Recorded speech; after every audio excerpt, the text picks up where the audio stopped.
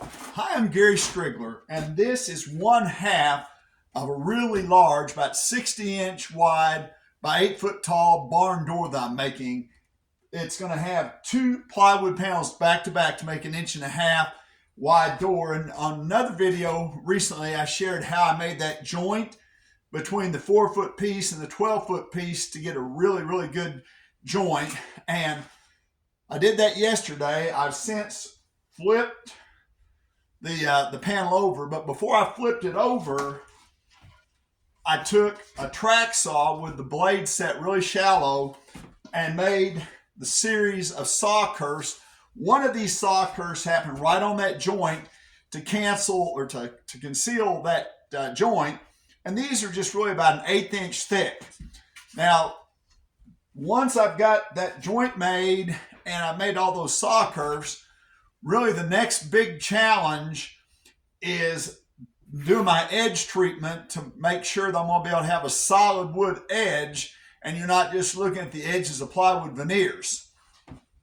The first thing that I did was I took a slot cutting bit like this. This is a white side slot cutting bit, and made a cut in the edge of the piece of plywood. You can see that there.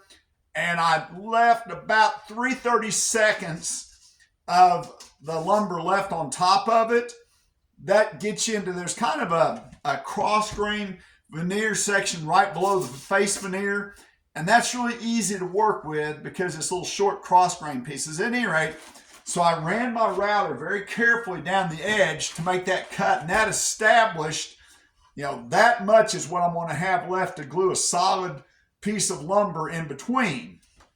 Then the next thing that I did, you can see on this side, is I took my track saw and I made a cut right where that piece was. And then I was very careful when I set that track saw. I really took my time, and I'm actually maybe a 64th shallower than I needed to be, but you really don't want to take a chance at getting too thick, because if you get, or too deep a cut, because if you get too deep a cut, you're going to ruin the edge that you need.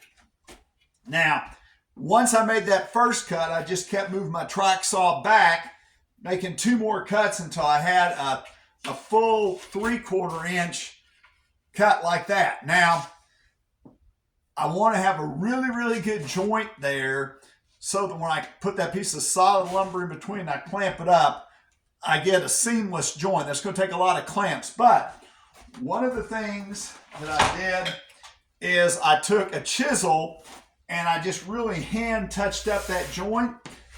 You could probably get by with, if I'm a carpenter, just a sometimes woodworker, and so super sharp tools aren't always my strong point.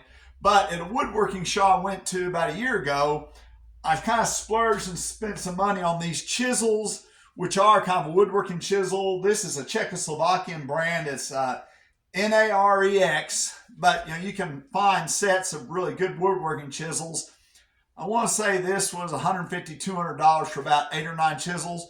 If you're going to do a lot of work like this, you might want to consider splurging and getting those chisels. But realistically, you could probably go and buy one of the good brands of chisels from a big box store, brand new right out of the box, and maybe just touch it up with some fine grit sandpaper, and for the moment you'd be able to do the same thing.